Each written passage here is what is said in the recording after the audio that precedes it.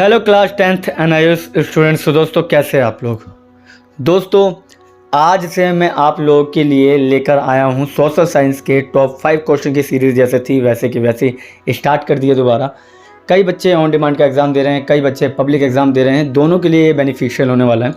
और इसके अलावा मैं आपको ऑन डिमांड वालों को बता दूँ कि आप लोग ये टॉप 5 क्वेश्चन ज़रूर देखिएगा। हो सकता है आपके एग्ज़ाम में इसी में से आ सकता है, ठीक है। क्योंकि देखिए ऑन डिमांड एग्ज़ाम मैं पहली बार देख रहा हूँ, ठीक है। इन द सेंस मैंने लास्ट टाइम आपको बताया था कि NIOS में लास्ट ईयर स्टार्ट किए पढ़ाने, ठीक है। तो मैं ऑन डिमांड के बारे में इतना नहीं जानता, पर हाँ इतना ज़रूर जानता हूँ कि कोई भी व्यक्ति आपको गारंटी पास नहीं करा सकता, ठीक है। जब तक आप खुद लिख के नहीं आएंगे पेपर में तो कोई भी गारंटी आपको पास नहीं कराने वाला। तो बाकी आपके आसपास जितने भी लोग हैं वो आपको क्या सजेशन दे रहे हैं वो आप मान सकते हैं, नहीं तो आप लोग मुझे पर्सनल मैसेज करके इस नंबर पर ही पूछ सकते हैं कि सर ऐसा करना चाहिए या नहीं। जो मुझे ठीक लगेगा मैं आपको बताऊँगा और जो सही रहेगा वही बताऊँगा, ठीक है। चलिए तो आज से हम करने जा रहे हैं टॉप 5 क्वेश्चन।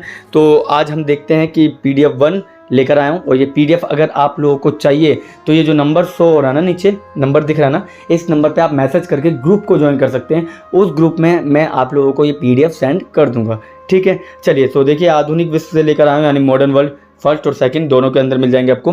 तो इंपॉर्टेंट क्वेश्चन है, चलिए और अंडरलाइन करके लिख लीजिएगा। और जो भी बच्चे पेड कोर्सेज चाहिए, जिन भी बच्चों को पेड कोर्सेज चाहिए वो लोग भी हमें कांटेक्ट कर सकते हैं इस नंबर पे। उनके लिए क्या होगा कि अभी तो मैं यहाँ वीडियो बना के पोस्ट कर रहा हूँ, ठीक है, मगर सामने जब हम बात करते हैं, सामने हम पढ़ाई करते हैं लाइव में, तो क्या होता है कि उसमें कई सारे क्वेश्चंस आपके क्लियर होता है कि सर आपने ये बताया था तो सर इसके अंदर इस पॉइंट को कैसे क्लियर करते हैं सर। ये सारी बातें आप हमसे पूछ सकते हैं पेड कोर्सेज में, ठीक है। तो मैंने आपको फ़ीस भी बता दिया, बहुत मिनिमम फ़ीस है, सिर्फ 500 रुपीज़ फ़ीस है, जो कि 3 महीने तक चलने वाली है। और मुझे लगता है कि इससे ज़्यादा ईजी तो कुछ हो नहीं सकता, इससे ज़्यादा सस्ता कुछ नहीं हो सकता। आप भी जानते हैं इससे सस्ता 500 रुपये में तो कोई 3 महीने नहीं पढ़ा सकता। प्लस में PDF भी आपको प्रोवाइड कर दें, ऐसा भी कोई अच्छा इंसान तो है नहीं, ठीक है। चलिए सो जो भी बच्चे PDF चाहते हैं तो वो फिर से व्हाट्सअप ग्रुप ज्वाइन कर लीजिएगा, मैंने बता दिया। और जो बच्चे पेड कोर्स चाहिए जिन्हें, वो नंबर पे मैसेज कर सकते हैं और मैं जल्द आपको बता दूंगा कि आपका पेड बैच कब से स्टार्ट हो रहा है। और उसके बाद हम लाइव देखेंगे, यानी लाइव उसके अंदर सारे क्वेश्चंस को देखेंगे, ठीक है। 1 घंटे की क्लास होगी और प्रॉपर हम उसमें क्लियर करेंगे, ठीक है। आप लोगों की जो भी डाउट है आप पूछ सकते हैं। चलिए सो आधुनिक विश्व फर्स्ट से है, तो फर्स्ट क्वेश्चन है हमारे सामने, राष्ट्रवाद यूरोप में कैसे उभरा, ठीक है। तो rise of nationalism in Europe, ठीक है। तो यूरोप के अंदर कैसे हुआ, देखिए हमारी जो PDF है आप देख सकते हैं कि दोनों लैंग्वेज में है, हिंदी और इंग्लिश दोनों में है, ठीक है। जो बच्चे, बहुत से बच्चे हमारे असम से हैं, तमिलनाडु से हैं, केरला से हैं, उन लोगों को बड़ी प्रॉब्लम होती है हिंदी को पढ़ने में, तो उनके लिए भी मैं इंग्लिश लेकर आया हूँ। देख सकते हैं आप कि इंग्लिश भी साथ साथ लिखी हुई है और हिंदी भी लिखी हुई है। तो राष्ट्रवाद यूरोप में कैसे उभरा, ठीक है। और एक प्लस पॉइंट और बताता हूँ मैं आपको इस वीडियो का और इस PDF का, इसके अंदर सारे पॉइंट लिखे हुए हैं, कोई एक्सप्लेनेशन नहीं है, ठीक है। और पॉइंट अगर आप पेपर में लिख के आते तो आप पास होते हैं, इसकी गारंटी मैं दे रहा हूँ, ठीक है। चलिए सो यूरोप में राष्ट्रवाद कैसे उभरा, तो पहला पॉइंट था इसके लिए कि यूरोपीय देशों में साझी संस्कृति, भाषा और इतिहास की भावना राष्ट्रवाद का कारण बनी। देखिए किसी भी समाज के लिए ना, किसी भी समाज के लिए, मैं सिर्फ यूरोप की बात नहीं करता, किसी भी समाज के लिए आप याद रखना कि साझी संस्कृति, भाषा और इतिहास की जो भावना होती है ना, वो राष्ट्रवाद का कारण बनती है, ठीक है। समझ में आना क्या मैं क्या कहना चाह रहा हूँ।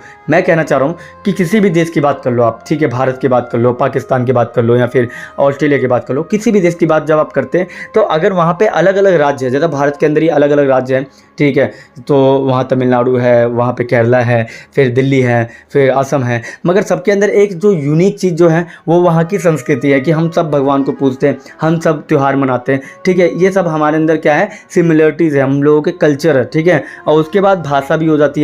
आज की डेट में इंडिया के अंदर एक इंग्लिश और एक हिंदी बोली जाती है बहुत ज़्यादा, ठीक है, ये हम सब जानते हैं। चाहे तमिलनाडु से भी कोई कॉल आता है मेरे पास तो वो भी हिंदी में बात करते हैं, कोई बात नहीं, उनकी हिंदी इतनी बेहतर नहीं होती, बट दे ट्राइड, ठीक है, वो ट्राई करते हैं, ठीक है। इसके बाद इतिहास की भावना, ठीक है, इतिहास की भावना की बात होती है। जब भगत सिंह की बात करता हूँ तो भगत सिंह तमिलनाडु वाले के लिए भी राष्ट्र के ऊपर ही मानते हैं, ठीक है।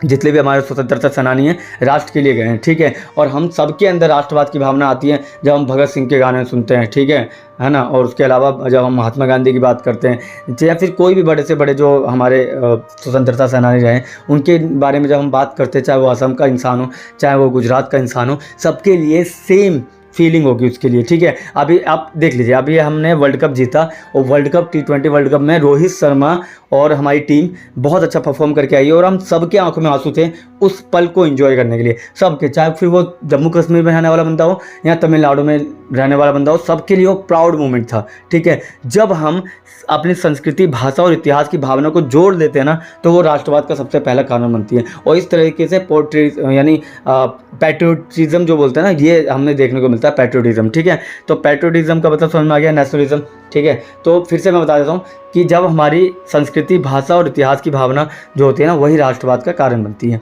ठीक है। पहला तो ये है। दूसरा होता है नेपोलियन के युद्धों में राष्ट्रीय गौरव और स्वतंत्रता की भावना को जगाया। अब नेपोलियन के बारे में हम लोग जानते हैं, जब हमने बात की थी कि फ्रांस के अंदर जो नेपोलियन था उसने अलग अलग तरीके से बाकी कंट्रीज़ को पीटा था, ठीक है। ब्रिटेन को हराया, स्पेन को हराया, बहुत सी कंट्रीज़ को हराने के लिए गया, ठीक है। तो उनके अंदर जब देखने को मिला उनको कि यार ये तो बार बार, जब उनको लगा कि यार ये तो बार बार आ रहा है, हम लोगों को तोड़ रहा है और चले जा रहा है, ठीक है। हम लोगों के अंदर यूनिटी होगी अगर हमारे देश को बचाने के लिए, तो जाहिर सी बात है हम नेपोलियन का सामना आराम से कर लेंगे। और यही हुआ, लास्ट जो उसका युद्ध हुआ था 1815 में वाटरलू का, तो वाटरलू के युद्ध में उसको हार मिली थी। क्यों? क्योंकि बाकी कंट्रीज़ एक साथ आ गई थी, नेशनलिज्म बहुत ऊपर में चला गया था उस समय। तो मैंने आप लोगों को एक और चीज़ बताई थी, जब मैंने वर्ल्ड वॉर फर्स्ट से क्वेश्चन कराया था, मैंने कहा था कि राष्ट्रवाद का सबसे बड़ा कारण ये हो जाता है कि जनता के बीच में बता दिया जाता है कि आप अपने देश के लिए लड़ने के लिए जा रहे हो। आज के डेट में हमारे आर्मी की अगर हम सैलरी देखें तो आर्मी की सैलरी बहुत कम है, ठीक है, जिस हिसाब से वो काम करते हैं, मगर लोगों के अंदर पैट्रियोटिज्म है, यानी राष्ट्रभक्ति है कि मुझे आर्मी में जाना, मुझे आर्मी में जाइए,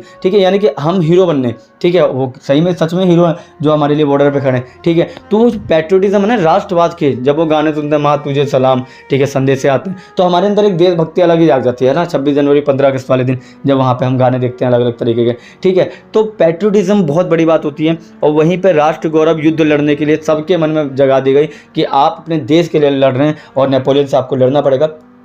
तो कहीं ना कहीं नेपोलियन के भी कारण हम राष्ट्रवाद देखने को मिलता है हमें, ठीक है। इसके बाद हम लोग देखते हैं कि औद्योगिक क्रांति ने एक राष्ट्रीय पहचान बनाने में मदद की, ठीक है। औद्योगिक क्रांति ने क्या किया कि हर देश के अंदर ना डेवलपमेंट को एक स्टेप आगे बढ़ा दिया, ठीक है। औद्योगिक क्रांति से क्या हुआ, देश के अंदर अब समृद्धि आने लगी, और जब देश के अंदर समृद्धि आने लगती है तो इंसान इधर उधर भागने का प्रयास नहीं करता, बल्कि वो क्या करता है, खुद को सेटल करने का प्रयास करता है, ठीक है। अगर आप कहीं कमा रहे हैं, आपको एक अच्छी सैलरी मिल जाए, ठीक है, तो आप वहीं पर घर लेकर वहीं पर रहेंगे, फिर आपको आपके अंदर ना उस जगह के लिए ना एक अलग ही प्रेम उभर के आएगा, ठीक है। फिर आपको दूसरे से कोई मतलब नहीं होगा। तो ये भी एक कारण बनता है औद्योगिक क्रांति, ठीक है। चलिए नेक्स्ट देखते हैं। राजाओं और साम्राज्यों के अधिकारों को चुनौती दी गई और राष्ट्र राज्यों का उदय हुआ, ठीक है। तो इसमें क्या हुआ, राजाओं और साम्राज्यों के अधिकार को चुनौती देने का मतलब होता है कि मोनार्की कहीं ना कहीं खत्म हो गई थी। हमने देखे थे फ्रांसीसी क्रांति में मोनार्की खत्म हो गई, ठीक है। फ्रांस के जो राजा थे लुई 16 उनको मतलब उनको ख़त्म किया गया, ठीक है। उसके बाद फ्रांस के अंदर आज़ादी हुई। वहीं पे फिर रूस के अंदर हम देखते हैं, ठीक है, रूस के, चलो आप लोग ना मुझे रूस के शासक का नाम कमेंट बॉक्स में बताइएगा। मैं देखता हूँ कि आप लोगों को कितना याद है प्रीवियस जो भी हमने पढ़ा है, ठीक है, पहले का जो भी पढ़ा है, हम देखते हैं कितना याद है आप लोगों को। आप कमेंट बॉक्स में बताइए रूस के राजा का नाम, ठीक है। समझ में आ गया रूसी क्रांति के समय में, ठीक। चलिए, तो नए राजाओं का क्या था कि भाई अब राजा जो है राजतंत्र की बातें करते हैं, और जब राजतंत्र ही ख़त्म कर दिया उन लोगों ने, ठीक है, तो अब जाहिर सी बात है ना, लोगों के अंदर ये आ जाएगा ना कि भाई अब तो हम भी सत्ता में आना चाहते हैं, सत्ता में आकर हम लोगों को भी देश की सेवा करनी है, ठीक है। तो कहीं ना कहीं ये जो राजतंत्र था ना, इसके साम्राज्य को चुनौती देना भी राष्ट्रवाद की भावना को बढ़ाना था, ठीक है। समझ में आ गया। चलिए आगे देखते हैं, ठीक है। अगला जो क्वेश्चन है ना, भारत में राष्ट्रवाद का उदय कैसे हुआ। देखिए दोनों में कितना सिमिलर है, देखिए सिमिलरिटी देख रहे हो कितना है कि एक तरफ पूछ रहा है कि यूरोप के अंदर राष्ट्रवाद कैसे हुआ, तो अब दूसरी तरफ पूछ रहा है भारत में राष्ट्रवाद कैसे हुआ। तो चलिए पहला पॉइंट देखते हैं, इसका तो बहुत आसान है, आप भारत से हैं इसलिए बहुत ज़्यादा आसान आपको मिल जाएगा, ठीक है। तो देखते हैं इसका जो है पहला पॉइंट, औपनिवेशिक शासन के खिलाफ असंतोष राष्ट्रवाद का एक प्रमुख कारक था। जो ऑब्वियस सी बात है, देखिए अगर आप घर के अंदर रह रहे हैं, ठीक है, घर के अंदर क्या हो रहा है कि आप अलग अलग टूट के रह रहे हैं, ठीक है, तो फिर आपकी मम्मी जो कहेगी आपको मानना पड़ेगा, ठीक है। मगर तुमको पता कि तुम तीनों भाई बहन पिट रहे हो, ठीक है, तो आप क्या करोगे, तीनों भाई बहन साथ में मिल जाओगे, फिर मम्मी बस बेवजह नहीं मारना हमें, है ना, हमें अब काम करना है, ठीक है। तो जो भी है आप समझ में आ रहा है मैं क्या कहना चाह रहा हूँ। मैं कहना चाह रहा हूँ कि जब आप यूनिटी में आते हैं ना, तो आपको पता चल जाता है कि भाई जो काम इन्होंने हमारे साथ किया वो इनके साथ भी किया, ठीक है, समझ में आ रहा है मैं क्या कह रहा हूँ? यानी कि आप एक एरिया से बिलोंग करते हैं, उस एरिया के अंदर हर दूसरा बंदा पुलिस वालों से प्रताड़ित है, ठीक है, तो आप सब मिलकर क्या करोगे, उनके खिलाफ आंदोलन कर दोगे, ठीक है, फिर उन पुलिस वालों को उनकी सच्चाई दिखाओगे कि तुम कैसे हो, ठीक है। तो कहीं ना कहीं अंग्रेजों के साथ भी यही हो गया था कि अंग्रेज हर दूसरे इंसान पर अत्याचार कर रहे हैं, और अत्याचार करने के बाद सबको पता चल गया कि अकेले तो हम टूट जाएंगे, इससे अच्छा हम क्या करेंगे, गठरी में आएंगे, यानी कि गड्ढे में आएंगे, और हम क्या करेंगे, अपनी बेसिक सरकार को उठा फेंकेंगे यहाँ से, ठीक है, उखाड़ फेंकेंगे। और इस तरीके से भारत के अंदर राष्ट्रवाद की नींव रखी जाती है। दूसरा है साझी संस्कृति, भाषा और इतिहास की भावना। सेम ऊपर भी बात की थी हमने कि भारत के अंदर भी तो साझी संस्कृति थी ना, इतिहास की भावना थी ना, कहीं ना कहीं। एक बात बताओ, अब अंग्रेज थे उस समय में, तो अंग्रेज अगर हमारे धर्म में अगर उंगली करते हैं धर्म पे, तो जाहिर सी बात है क्या करते हैं, हम उनकी उंगली तोड़ देते हैं। और कई आंदोलन आप ऐसे देखना जिस पर धर्म पे फोकस करने की कोशिश जब भी की है उन्होंने, तब उनके खिलाफ लोगों ने हमला किया, यानी आंदोलन किया है, चाहे वो सती प्रथा हो, बाल विवाह हो, या कोई सी भी चीज़ में अगर उन्होंने भारतीय इंडियन कल्चर को जब भी उन्होंने छेड़ने की कोशिश की है, तब उनको मुँह खानी पड़ी है, ठीक है। तो दूसरा पॉइंट तो ये रहा। तीसरे पॉइंट की बात करते चलिए। तीसरा पॉइंट है धार्मिक सामाजिक सुधार आंदोलनों ने राष्ट्र चेतना जगाई, ठीक है। अब धार्मिक और सामाजिक सुधार क्या होता है उसके बारे में बताता हूँ। देखिए, धार्मिक और सामाजिक सुधार का मतलब होता है, जैसे फॉर एग्जांपल वो बाल विवाह की बात की थी मैंने, सती प्रथा की बात की थी, दोबारा विवाह कर सकते हैं, विधवा विवाह, ठीक है, ये सब कुछ खुल चुका था। इसके अलावा सामाजिक सुधार में जब महिलाओं को पढ़ाया गया, महिलाओं को सिखाया गया किस तरीके से समाज में रहना है, किस तरह से समाज को बराबर के हक में रखना है, तोलना है, ठीक है, बराबर के तराजू में। तो ये सारी चीज़ें जब लोगों को पता चली ना, तो लोगों के अंदर कहीं ना कहीं क्या आती है, चीज़ें निकल के आती हैं। फॉर एग्जांपल आप देख लीजिए, कांग्रेस को स्थापित किया गया। कांग्रेस की स्थापना 1885 में होती है, ठीक है। और जब कांग्रेस की स्थापना 1885 में हुई, आप लोग मुझे कांग्रेस के संस्थापक का नाम कॉमेंट बॉक्स में बताइए, ठीक है। आपका ये काम है, कमेंट बॉक्स में कांग्रेस के संस्थापक का नाम बताइए, ठीक है, ईमानदारी से। नहीं पता छोड़ दीजिए, कोई नहीं। देखिए, तो मैंने कहा कि कांग्रेस की स्थापना 1885 में होती है, और 85 के बाद उनको लगता है अंग्रेजों को कि इनकी स्थापना कर देते हैं और हमारी मर्जी तो चलेंगे। मगर जब 10 साल हुए, 20 साल हुए, तब पता चला कि नहीं भैया, कांग्रेस बहुत आगे निकल चुकी है और कांग्रेस इस बार देश का आज़ादी लेकर ही रहेगी, ठीक है, देश को आज़ाद करा के रहेगी। क्लियर, समझ में आ गया। तो कहीं ना कहीं ये भी थे। चलिए, अगला पॉइंट भी यही है, भारतीय राष्ट्र कांग्रेस ने राष्ट्रवाद को संगठित रूप किया, ठीक है। मैंने कहा ना अभी जस्ट कि भाई आपने बनाया, ठीक है, हमें बनाया, ठीक है, मगर क्या अत्याचार करने के लिए बनाया? आप खुद बताइए। आपका कोई फ्रेंड है, ठीक है, आपने उसे अपने साथ काम पे रखा, ठीक है, आप बोलो यार तेरे पास तो कोई काम नहीं था, मैंने तेरे को रख लिया, ठीक है, चल मैं तेरे को बदले में 200 रुपये दे रहा हूँ, ठीक है। मगर एक बात बताइए, वो तुमको बहुत ज़्यादा काम करके दे रहा है और फिर भी तुम उसे नहीं दे रहे, तो क्या करेगा बदले में इंसान बदले में क्या करेगा? जाहिर सी बात है, छोड़ के चला जाएगा या फिर तुम्हारे खिलाफ हो जाएगा, है ना, यही बात करेगा ना। तो यही किया अंग्रेजों के खिलाफ कांग्रेस ने, ठीक है, कि कांग्रेस अपनी बातें लेकर जाती थी, वो मानते नहीं थे, तो उन्होंने आंदोलन का सहारा लिया। और जिस तरीके से हमारे देश के अंदर कई सारे राष्ट्रवादी आंदोलन हमें देखने को मिलते हैं, ठीक है। चलिए, तो नेक्स्ट क्वेश्चन है हमारे सामने।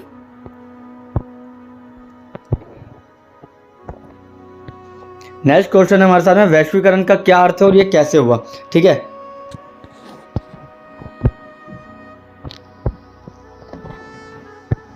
नेक्स्ट क्वेश्चन है हमारे सामने कि वैश्वीकरण का क्या अर्थ है और ये कैसे हुआ। तो पहला है, वैश्वीकरण का मतलब बता देते। देखिए, वैश्वीकरण का मतलब होता है दुनिया भर में लोगों का, विचारों का, वस्तुओं का और पूंजी का बढ़ता हुआ अंतर संबंध, ठीक है। इसे मैं शॉर्टकट में बताता हूँ। वैश्वीकरण को अगर आप दो फॉर्म अलग कर दें, तो एक निकलता है विश्व और दूसरा निकलता है एकीकरण, ठीक है, विश्व प्लस एकीकरण, ठीक है। अब ये विश्व प्लस एकीकरण क्या होता है, ठीक है। इस विश्व प्लस एकीकरण को कहते हैं कि विश्व का एकीकरण हो गया। अब वो संस्कृति के आधार पर, भाषा के आधार पर और लोगों के विचारों के आधार पर, वस्तुओं पे भी हो गया। फॉर एग्जांपल देखिए, आज की डेट में आप अमेरिका में बैठे, आपका बर्गर खाने का मन किया, आपने मैकडी से मंगा लिया।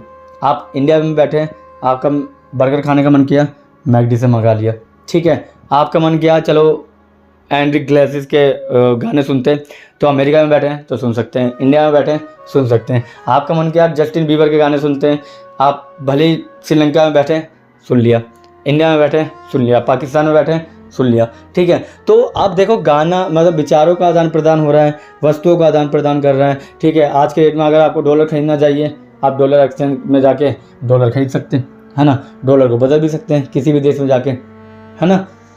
तो ये कहीं ना कहीं बताता है कि विश्व किस तरीके से एक दूसरे से जुड़ चुका है, और विश्व का जुड़ना ही एकीकरण कहलाता है।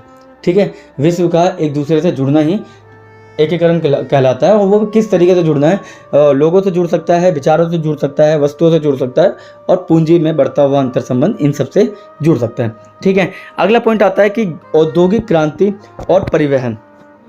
ठीक है। संचार प्रौद्योगिकी ने प्रगति में वैश्वीकरण को गति दी। यानी वैश्वीकरण को गति देने में सबसे बड़ा जो रोल मेरे को लगता है, यहाँ आप लोगों को भी लगेगा, वो है टेक्नोलॉजी।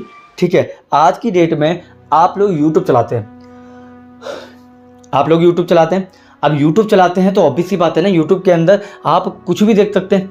चाहे आपको किसी भी कंट्री के बारे में कुछ भी जानना है, आप तुरंत सर्च कीजिए कि what is going on in America, तो अमेरिका की न्यूज़ आ जाएगी आपके सामने, है ना। आप जर्मनी के बारे में जानना चाहते हैं, जर्मनी की आ जाएगी। ठीक है। अभी कल ही ब्रिटेन के जो प्राइम मिनिस्टर है वो चेंज हुए, न्यू प्राइम मिनिस्टर का नाम लिख दीजिएगा कमेंट बॉक्स में। तो प्राइम मिनिस्टर चेंज हुए, तो प्राइम मिनिस्टर जब चेंज हुए तो हमको तुरंत पता चल गया इंडिया के अंदर, है ना। चेंज ब्रिटेन में हुआ है और हमें पता यहाँ पे चल रहा है। कैसे? टेक्नोलॉजी। ठीक है। तो टेक्नोलॉजी, परिवहन ने हम लोगों को क्या कर दिया है, देश से जोड़ने में आसानी दे दी है। ठीक है। आज की डेट में फिल्मों की शूटिंग के लिए इंसान 2 घंटे के अंदर ब्रिटेन पहुंच जाता है, 2 घंटे के अंदर ऑस्ट्रेलिया पहुंच जाता है, जहां मन करता है वो इंसान इधर से उधर पहुंच जाता है। ठीक है। एक एक दिन में 4-4 फिल्मों की शूटिंग कर रहे हैं कुछ एक्टर, है ना। कभी वो ब्रिटेन के अंदर दिखेंगे सुबह, तो दिन में वो ऑस्ट्रेलिया के अंदर भी जा सकते हैं। ठीक है। आप देखिए एक देश से दूसरे देश में जाना कितना आसान हो गया आज की डेट में, है ना। और टेक्नोलॉजी से एक दूसरे के बारे में जानना कितना आसान हो गया। आज फ़ोन करिए, आप कहीं पे भी पहुंच जाएंगे फ़ोन से, है ना। फ़ोन से आप अमेरिकन फ्रेंड से बात कर सकते हैं, है ना, कोरियन फ्रेंड से बात कर सकते हैं। इतना इजी हो चुका है ग्लोबलाइजेशन के कारण। ठीक है। चलिए नेक्स्ट पॉइंट है बहुराष्ट्रीय कंपनियों का उदय और अंतर्राष्ट्रीय व्यापार बढ़ा। ठीक है। आज की डेट में हर कंट्री के अंदर एक एमएनसी तो मिलेगी। एमएनसी क्या होती है? Multinational company. ठीक है। जिन कंपनी का बहुत सारे कंट्रीज़ में वो होता है ना, लाइक अपना व्यापार होता है, उसे बोलते हैं एमएनसी। तो एमएनसी कंपनी नोएडा वगैरह में आप देख सकते हैं बहुत सारी है, जो कि अलग अलग देशों में काम करती है। ठीक है। अंतर्राष्ट्रीय व्यापार को बढ़ावा मिला है, यानी कि अब इंटरनेशनल लेवल के जो व्यापार है, ट्रेड है, उनको बढ़ावा दे दिया इन लोगों ने। ठीक है। इसके बाद 4th क्वेश्चन आता है औद्योगिक क्रांति से जीवन कैसे बदला, यानी कि औद्योगिक क्रांति ने कैसे लोगों के जीवन पर प्रभाव डाला, क्वेश्चन ये पूछ रहा है। तो पहला तो है कारखानों का निर्माण हुआ और मशीनी उत्पादन बढ़ा। ठीक है। यानी कि औद्योगिक क्रांति के कारण कारखाने नए नए खुलने लगे और मशीनों का भी उत्पादन बढ़ने लगा, यानी मशीन से उत्पादन बढ़ने लगा। पहले हाथों से काम होता था, मगर अब मशीनों से काम होने लगा। शहरीकरण बढ़ा और श्रमिक वर्ग का उदय हुआ। पहले गांव में काम कर रहे थे, खेती के अंदर 5 लोग एक खेत को जोत रहे हैं, जो कि बहुत छोटा सा है। ठीक है। उनके पास कोई काम धंधा नहीं है, मगर उनको पता चला कि भाई शहर में जाओ, शहर में नए नए कारखाने खुल चुके हैं, उन फैक्ट्री में आप खा भी सकते हैं, रह भी सकते हैं और काम भी कर सकते हैं। बदले में हमें मिल रहा है 6,000 रुपये, 8,000 रुपये। तो इंसान सोच रहा है यार गांव के अंदर तो कुछ नहीं कर रहे, बड़े भाई खेती कर रहे हैं, उनके साथ मैं कर भी रहा हूँ और उसमें इज्जत भी नहीं है कि वो कहते हैं कि भाई बड़े भाई का सारा। ठीक है। तो इससे अच्छा छोटा भाई क्या करता था, निकल जाता था और शहर में जाके कमाने के लिए चला जाता था, है ना। आज के डेट में भी आपके देखो, आपके दादा दादी की संपत्ति है गांव में। ठीक है। वहाँ पे खेती बाड़ी करते हैं, मगर तुम्हारे पापा जो है वो यहाँ पे आके काम कर रहे हैं। इसका मतलब क्या है? इसका मतलब है श्रमिक वर्ग का उदय हुआ। ठीक है। पहले मजदूर वर्ग कोई था ही नहीं, श्रमिक वर्ग कुछ था ही नहीं, सिर्फ किसान थे। ठीक है। मगर अब जब शहरीकरण बढ़ा, यानी शहरों को बढ़ना शुरू किया, शहरों का जो डेवलपमेंट हुआ, उसके कारण क्या हुआ कि लोग किसानी छोड़ छोड़ के श्रमिक यानी मजदूर वगैरह बन गए, लेबर वगैरह बन गए। ठीक है। डॉक्टर बनने के लिए आगे शहर की तरफ। ठीक है। चलिए इसके बाद नए आविष्कारों ने जीवन शैली को बदल दिया। अब ये जो नए नए आविष्कार होने लगे ना, इसने सबके जीवन शैली को बदल के रख दिया। फॉर एग्जाम्पल आज की डेट में देखिए आप कि आज तो चलो गांव में हर चीज़ चली जाती है, मगर आज भी कई गांव ऐसे हैं जहाँ पे आप देखना सब्जियां उगा के खाते हैं वो लोग। ठीक है। आप में से कोई अगर ऐसे गांव से बिलोंग करता हो तो मुझे कमेंट में बताइएगा। ठीक है। बहुत से लोग ऐसे हैं जो कि सब्जियां उगा के खा रहे हैं, मगर हमारे यहाँ क्या है, हमारे यहाँ एक कॉल करो ब्लिंकिट से आपको यहाँ पे छोड़ जाएगा। ठीक है। आपका बर्गर खाने का मन कर रहा है, कॉल करो, तुरंत जोमेटो वाला यहाँ ले आएगा। ठीक है। मगर गाँव के अंदर कॉल करो, जोमेटो का पता ही नहीं है। ठीक है। स्विगी का पता ही नहीं है कि होता क्या है ना। तो आज भी देख लो आप लोग कि शहरीकरण ने जीवन शैली को बिल्कुल बदल के रख दिया नए आविष्कारों ने। ठीक है। अगला पॉइंट है, लास्ट पॉइंट, सामाजिक और आर्थिक असमानता बढ़ने लगी। ठीक है। और ये असमानता किस में बढ़ने लगी? ये बढ़ने लगी गांव और शहरों के बीच में। ठीक है। अब शहर वाला जो इंसान है, वहाँ का सामाजिक प्रभाव बिल्कुल अलग है। अब गांव वाला इंसान 3-3 4-4 घंटे पूजा करता है, उसके बाद जाके वो अपने काम पे जाता है। 3-4 घंटे पूजा नहीं करेगा तब तक जाएगा नहीं। मगर वहीं पे शहर वाले इंसान के पास उतना भी टाइम नहीं है कि वो जाके मतलब हाथ भी जोड़ दें, है ना। सुबह उठता है, जल्दी जल्दी ब्रश किया, नहाया हुआ है, जो भी करना था, और फिर सुबह 7 बजे अपने काम पे निकल गए, ठीक है। फिर शाम को थके आ रहा है, ठीक है। तो जीवन शैली बहुत व्यस्त हो गई है शहरों की तरफ, ठीक है। सामाजिक परिवर्तन देखने को मिलता है। इसके अलावा आर्थिक असमानता में हो जाता है कि गाँव का इंसान 8,000 में भी खुश है। उनको 8,000 रुपये की सैलरी दे दो, गाँव के अंदर ही उनको कहीं जाने की ज़रूरत नहीं पड़ेगी बाहर। मगर वहीं पर शहर में 30,000 भी कमा रहा है तो भी उसको कमी पड़ रही है, ठीक है। तो कहीं ना कहीं आर्थिक असमानता भी हमें देखने को मिलती है, ठीक है। एंड द लास्ट क्वेश्चन है हमारे सामने, प्रिंट संस्कृति ने आधुनिक विश्व को कैसे प्रभावित किया। यानी कि जो प्रिंट मीडिया ना, आप लोगों ने सुना होगा, तो प्रिंट मीडिया ने किस तरीके से आधुनिक विश्व को प्रभावित किया, ठीक है। तो चलिए इस पे बात कर लेते हैं। देखिए, प्रिंट के बारे में आप क्या समझते हैं, आप लोग याद है ना, हमने पढ़ा हुआ प्रिंट मीडिया के बारे में, ठीक है। तो देखिए, प्रिंट ने क्या किया, छापे खाने के आविष्कारों ने विचारों और जानकारी के प्रसार में क्रांति ला दी। यानी कि मैंने आप लोगों को बताया था कि मार्टिन लूथर किंग, याद है आप लोगों को, पुनर्जागरण काल का ये क्वेश्चन है, और इसके बारे में हम पहले भी बात कर चुके हैं। यानी कि पहले जो कुरीतियाँ देखने को मिलता था चर्च के अंदर कि भाई ये सारी चीज़ें बाइबल में लिखी है, आप लोगों को तो टैक्स लेना है बाइबल में लिखा है, आप लोगों को प्रताड़ित करना है बाइबल में लिखा है, जो बोलना है बाइबल में लिखा है, ठीक है। क्योंकि लोग पढ़ते नहीं थे बाइबल, एक बाइबल है वो भी पादरी के पास है या फिर बिशप के पास है। अब सबके पास तो बाइबल दे नहीं देंगे वो, है ना। वो बाइबल फिर महंगी भी आती थी उनके हाथ में जो प्रिंट था, ठीक है। मगर जब छापे खाने का आविष्कार हुआ, ठीक है, गुटनबर्ग ने किया, उसके बाद क्या किया, बाइबल के पब्लिकेशन शुरू कर दिए और हर घर में बाइबल पहुंचने लगी। लोगों को समझ में आया भाई, जानकारियां मिली कि किस तरीके से विचार होते हैं, किस तरीके से जानकारियां होती हैं, किस तरह से समाज में लूटा जा रहा है हमें, ये सारी चीज़ें हमें छापे खाने से देखने को मिलती है, ठीक है। पहले छापे खाने ने ये सब कुछ लोगों के मन में बता दिया कि क्या कुरीतियाँ हैं और क्या अच्छाई है, ठीक है। दूसरा पॉइंट है, किताबें, समाचार पत्र और पत्रिकाएं आम हो गई। यानी कि एक समय में इन किताबों को पढ़ने के लिए भीड़ लगती थी, मगर आज वही किताबें उनके घर घर तक पहुंच रही है, ठीक है। समाचार पत्र घर तक पहुंच रहे हैं, पत्रिकाएं आम हो चुकी हैं, यानी कि सबके पास ही है। लोगों की राजनीतिक और सामाजिक चेतना जागृत हुई, ठीक है। लोगों की सामाजिक और राजनीतिक चेतना जागृत हुई है। इसका मतलब यह है कि पहले लोगों को लगता था यार बिशप बनना बहुत मुश्किल है, यार सीनेट बनना बहुत मुश्किल है, ठीक है। राजा का बहुत बड़ा काम होता था, क्योंकि जो पादरी वर्ग ने बोल दिया वही पत्थर की लकीर। मगर अब लोग जब पढ़ रहे हैं इन सबकी, यानी मोंटेस्क्यू हो गए, ठीक है, आपके बहुत से बड़े बड़े लोग थे, ठीक है, रूसो हो गए। जब इन लोगों ने अपने बारे में, मार्टिन लूथर किंग ने जब बताया कि भाई किस तरीके से समाज चलता है, किस तरीके से चलना चाहिए, सभी इंसानों की बराबर की एक जान होती है, सबको इक्वल मानना चाहिए, जब ये सारी चीज़ें जब पता चली ना लोगों को, तो लोगों को लगा अरे ये भी तो हमारी तरह इंसान ही है, इनमें कौन सा खास है, फिर हम में कौन सी कमी है, ठीक है। तो लोग अब कंपेयर करने लगे, यानी कि सामाजिक और राजनीतिक दोनों तरीके से वो अपना डेवलपमेंट करने लगे, ठीक है। एंड द लास्ट, राष्ट्रवाद और सुधार आंदोलनों को बढ़ावा मिला, ठीक है। राष्ट्रवाद और सुधार आंदोलन को बढ़ावा मिलने का मतलब वही बता दिया कि देखिए, प्रिंट कल्चर के आने के कारण लोगों में यूनिटी आ गई, क्योंकि लोगों को पता चल गया हम सभी एक जैसे हैं, कोई बड़ा नहीं है, कोई छोटा नहीं है, तो यूनिटी कहीं ना कहीं जाग गई, और इससे एक राष्ट्र में क्या होने लगी, ताकत आने लगी, ठीक है। और सुधार आंदोलन के बारे में तो हम जानते हैं, यहाँ से हम अगला क्वेश्चन शुरू करेंगे अपना अगले वीडियो का। तो आज की वीडियो इन टॉप 5 क्वेश्चन पे ख़त्म होती है। जो भी डाउट है, कोई भी सवाल है, कोई भी समस्या है, इस नंबर पे कांटेक्ट करके आप पूछ सकते हैं। मिलते हैं किसी और वीडियो में, तब तक के लिए थैंक यू और धन्यवाद।